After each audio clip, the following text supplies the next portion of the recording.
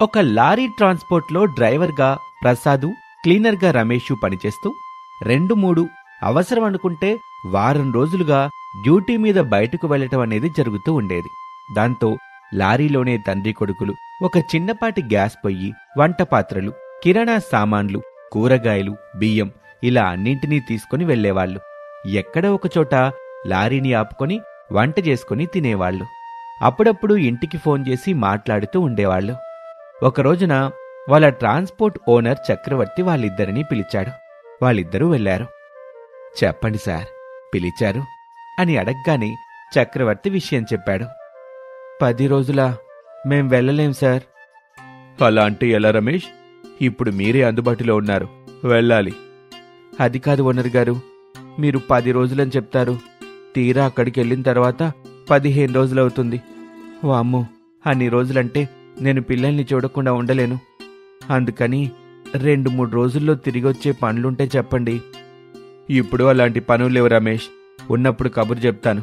ఇప్పుడు ఇంటికి వెళ్ళండి. ఎన్ని రోజులు చేసిన పనికి తగిన డబ్బులు ఇప్పించండి ఓనర్ గారు. ఇప్పిస్తాను గాని రమేష్, 10 రోజులు పనికి వెళ్ళటానికి ఏమవుతుంది చెప్పు?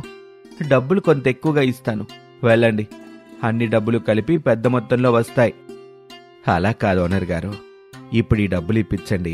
వాటిని తీసుకెళ్లి ఇంట్లో వాళ్ళకిచ్చి పిల్లల్ని చూసి విషయం చెప్తాం. వాళ్ళు తృప్తిగా ఉంటేనే కదా ఓనర్ గారు మేమంత దూరం వెళ్ళేది, వెళ్ళిన పనిని విజయవంతంగా చేసుకొచ్చేది. సరే ప్రసాద్, నాకు నీ మాట మీద నమ్మకం ఉంది. ఇప్పుడు డబ్బులు ఇస్తాను, వాటిని తీసుకెళ్లి ఇంట్లో ఇచ్చేసి ఈరోజు రాత్రి కుటుంబంతో సంతోషంగా గడిపి మార్నింగ్ ఫ్రెష్గా రండి అని వాళ్ళకి డబ్బులు ఇచ్చాడు. ప్రసాదు, రమేష్లు కలిసి ఇంటికి నడుచుకుంటూ వెళ్తూ, నాన్న, మనం ఇంటికెళ్తున్నాం కదా, అరకిలో చికెన్ తీసుకెళ్దామా? వెళ్ళేటప్పుడు తీసుకెళ్దాం బాబు, ఇప్పుడు ముందు మనం గోవిందయ్య దగ్గరికి వెళ్ళాలి. గోవిందయ్య దగ్గరికి ఎందుకు నాన్న? చలికాలం కదా అని చిట్టి డబ్బులు వాడుకొని ఇంటిని బాగు చేసుకున్నాం బాబు. కానీ 2-3 నెలల నుంచి చిట్టి డబ్బులు కట్టడం లేదుగా. ఇంటికొచ్చి పరువు తీస్తే బాగుండదు కదా. అందుకే మనం వెళ్తే తన ఇంటి దగ్గర 2-3 మాటలు ఎక్కువ తిట్టినా పర్వాలేదు, కానీ వెళ్ళి కలవాలి, విషయం చెప్పాలి. అది కనీస ధర్మం. ఓ పంచేద్దా నాన్న, నేను చికెన్ తీసుకుని ఇంటికెళ్తాను, నువ్వెళ్ళి గోవిందయ్యని కలిసి చిట్టి డబ్బుల గురించి మాట్లాడి రండి. సరే బాబు అని డబ్బుల్ని రమేష్కి ఇస్తాడు. రమేష్ ఆ డబ్బుల్ని తీసుకుని ఇంటివైపు వెళ్తూ ఉంటాడు. ప్రసాదు గోవిందయ్య ఇంటికొచ్చాడు. చిట్టి డబ్బులు తీసుకొచ్చావా ప్రసాదు? లేదు బాబు, తమరి ఈ నెల కూడా పెద్ద మనసు చేసుకోవాలి. ప్రసాదు, నేనొక మాట అడుగుతాను, నిజం చెప్తావా? తప్పకుండా బాబు, అడగండి. కడుపుకి అన్నం తింటున్నావా లేక గడ్డి తింటున్నావా ప్రసాదు? 2-3 నెలల నుంచి ఏదో ఒక సమస్య చెప్తూనే ఉన్నావు. చిట్టి కావాలనే వరకు కరెక్ట్గా కట్టావు. ఇప్పుడు చిట్టి తీసుకుని సరిగ్గా కట్టడం లేదు. నెల గడువు పెడుతూనే ఉన్నావు. చిట్టి డబ్బులు మాత్రం కట్టడంలా. ఈ ఒక్క నెల ఓపిక పట్టండి, ఇదే చివరి మాట. మీ దగ్గరికి వస్తే డబ్బులతోనే వస్తాను, కానీ ఖాళీ చేతులతో రాను. నన్ను నమ్మండి, ఈ నెల గడువివ్వండి అని బ్రతిమిలాడుతూ ఉంటాడు. గోవిందయ్య మనసు కరిగింది. సరే ప్రసాదు, ఈ ఒక్క నెల రోజులు చూస్తాను. వచ్చే నెల చిట్టి డబ్బులు కట్టలేకపోతే నేనేం చేస్తాను మాత్రం చెప్పలేను. ఇంకా వెళ్ళు, డబ్బులతో కనబడు, వెళ్ళు అని గోవిందయ్య చెప్పడంతో ప్రసాద్ సంతోషంతో ఇంటివైపు నడుస్తూ ఉంటాడు. ఇక చీకటి పడింది, పైగా చలికాలం. ఇంటి బయట కట్టెల పొయ్యి దగ్గర అనామిక చికెన్ కూర వండుతూ ఉంటుంది. ఇంట్లో మంచంలో రమేషు, హరీషు, భవ్యలు దుప్పట్లు కప్పుకొని కూర్చుంటారు. శారద దుప్పటి కప్పుకొని గుమ్మం దగ్గర నిలబడి దిక్కులు చూస్తూ ఉంటుంది.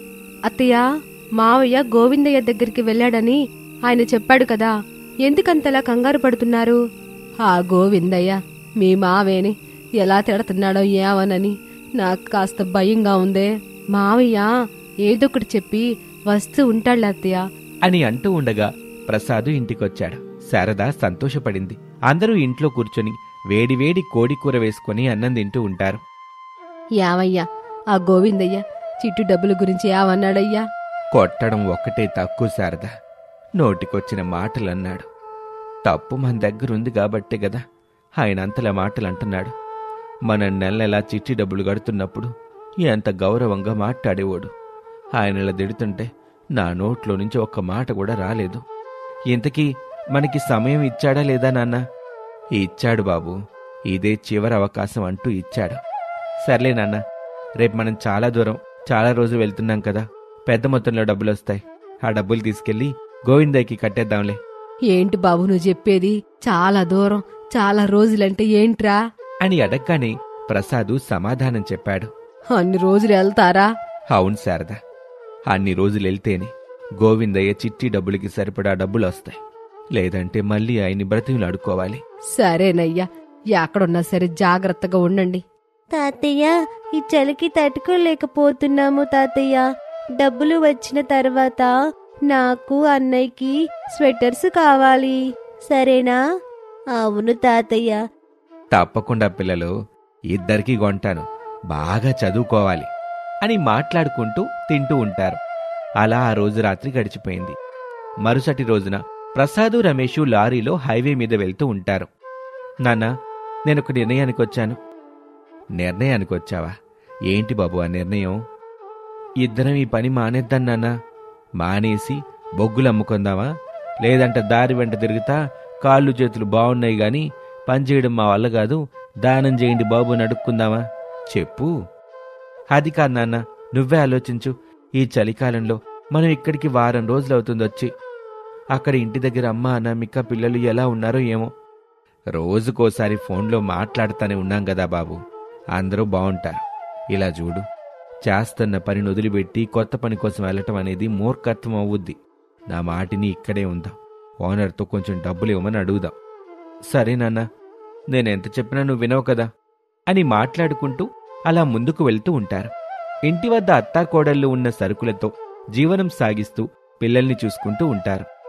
అలా నెల రోజులు గడిచాయి. ప్రసాదు, రమేష్లు వెళ్లిన లారీ మంచులో ఇరుక్కుపోయింది. లారీలో గ్యాస్ పొయ్యి వెలిగించుకుంటూ ఆ చలిని తట్టుకుంటూ ఉంటారు. ఇక ఇంటి దగ్గర అత్తాకోడళ్ళు తండ్రి కొడుకులకి ఫోన్ కలవటం లేదని బాధపడుతూ ఉంటారు. ఏం చేద్దామంటే అవే కోళ్ళ. లారీ ట్రాన్స్పోర్ట్ ఆఫీస్ దగ్గరికి వెళ్ళి ఓనర్ గారితో మాట్లాడదాం అత్తయ్య.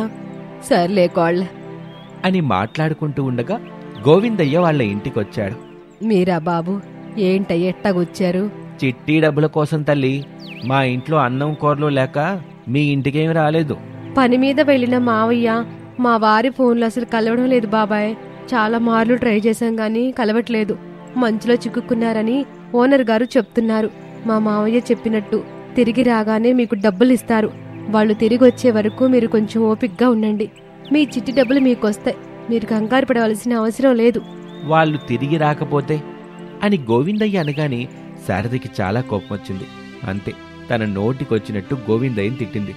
దాంతో గోవిందయ్య కూడా కోపం తెచ్చుకున్నాడు. ఏదో ఆడవాళ్ళు గదా ఊరుకుంటుంటే నన్ను అంతేసి మాటలంటావా? వెళ్ళండి, ఈ ఇంట్లో నుంచి వెళ్ళండి. నేను ఈ ఇంటిని స్వాధీనం చేసుకుంటాను. ఇంట్లో నుంచి వెళ్ళండి అని శారద, అనామికలను బయటకు నెట్టేస్తాడు. అత్తాకోడలు తిడుతూ ఉంటారు. అయినా గోవిందయ్య పట్టించుకోకుండా వండుకునే గిన్నెలు, సరుకులు, కూరగాయలు బయటపడేస్తాడు.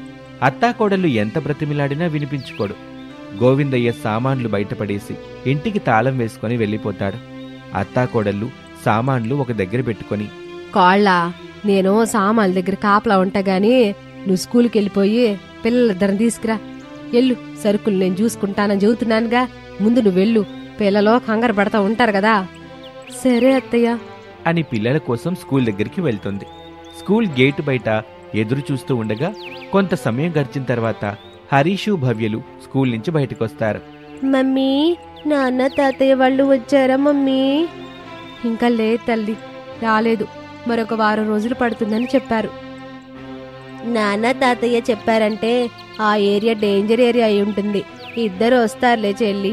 మనం చెప్పినట్టుగా మనిద్దరికి ఈ చలికాలంలో చలికి తట్టుకోవడానికి స్వెటర్లు కూడా తీసుకొస్తారు కదా మమ్మీ? అవును పిల్లలు, ముందింటికి పదండి అని పిల్లల్ని తీసుకుని అనామిక ఇంటికి వెళ్తూ ఉండగా దారిలో ఒకచోట పరదా కట్టిన చోట కూర్చున్న శారద కనిపిస్తుంది. అనామిక పిల్లల్ని తీసుకుని ఆ పరదా దగ్గరికి వస్తుంది. ఇదేంటత్తయ్య, పరదా ఇల్లు కోళ్ళ? మీ మావయ్య కొడుకు వచ్చేంత వరకు మనం ఇక్కడే ఉందాం అని పిల్లలకు అర్థమయ్యేలా చెప్పింది. అలా రోజులు గడుస్తూ ఉంటాయి. రోజు మంచు పడుతూ ఉండగా పిల్లల్ని కాపాడుకుంటూ అతి కష్టం మీద ఆ అత్తాకోడలిద్దరూ జీవిస్తూ ఉంటారు. ఇది వాల్టి కథ. మరొక ఆసక్తికర కథలో మళ్ళీ కలుద్దాం. అంతవరకు సెలవు, నమస్తే. రామన్నపేటలో ఉండే శారద, అనామిక అనే అత్తాకోడళ్ళు చేపల పెంపకానికి పెట్టింది పేరు. అలాగే వాళ్ళు పెంచిన చేపల్ని అమ్మటంలో కూడా బాగా నేర్పరితనం కలిగిన వాళ్ళు అని చెప్పుకోవచ్చు. ఒకరోజున చెరువుగట్టున శారద, అనామికలు నిలబడి చెరువులో ఎగురుతున్న చేపల్ని చూస్తూ ఉంటారు. కోళ్ళ, ఈసారి చేపల ధరను పెంచాలి. ఎందుకత్తయ్యా ఆ నిర్ణయం తీసుకున్నారు?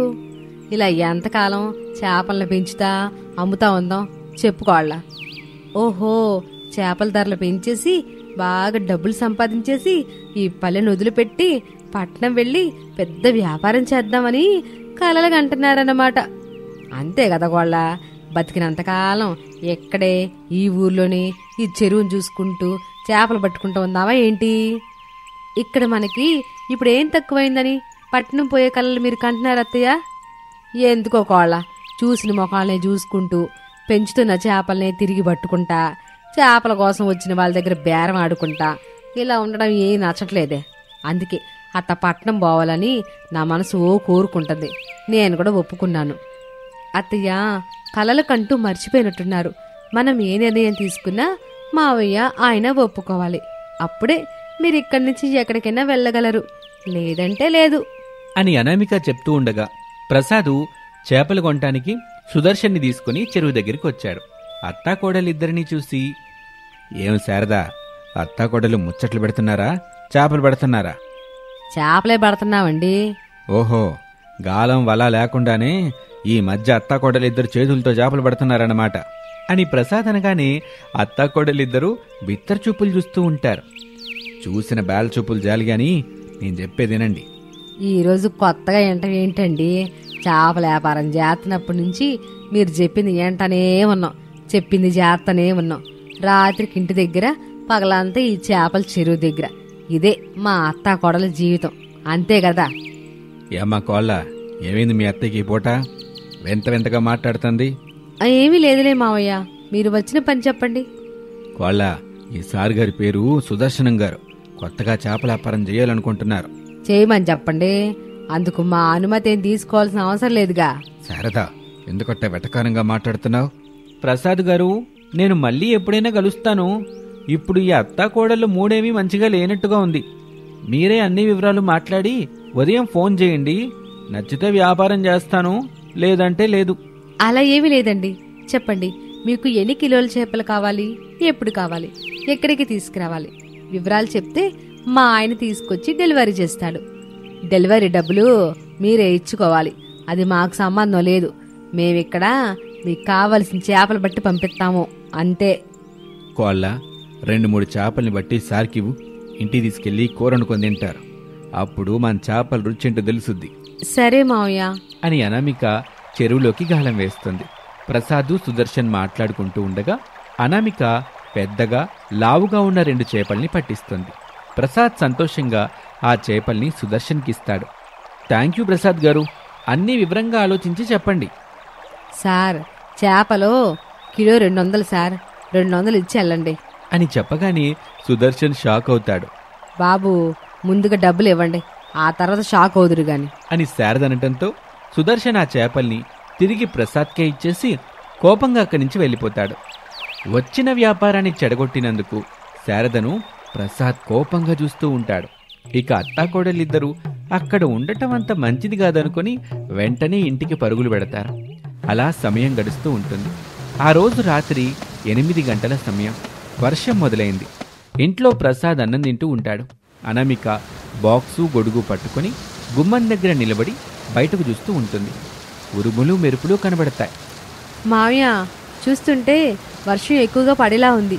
మీరు అక్కడికి వెళ్ళడం కంటే ఆయన్ని ఇంటికి రమ్మని చెప్పండి అని అనామిక చెప్పగానే శారద గుమ్మం దగ్గరకు వచ్చి బయటకు చూసింది.